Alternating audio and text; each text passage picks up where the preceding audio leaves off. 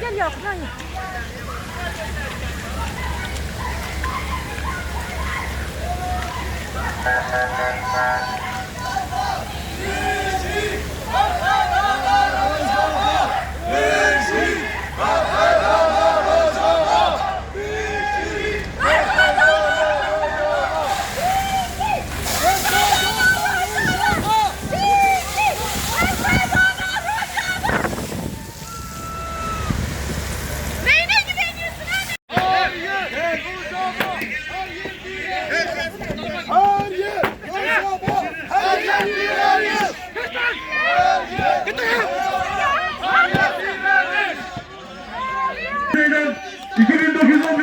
Toplantıya gösteri istek alma aykırıdır.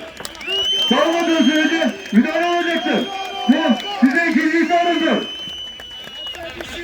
Öldüren de yapan da sizlersiniz. Masa dışı bu halka zulüm yapan da sizlersiniz. Hukuk olmadı. Bana hakkında zulüm yapıyorsunuz. Rojava!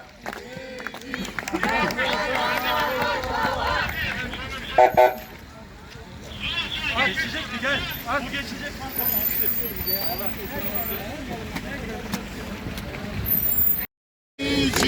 Erfa'dan Rojava!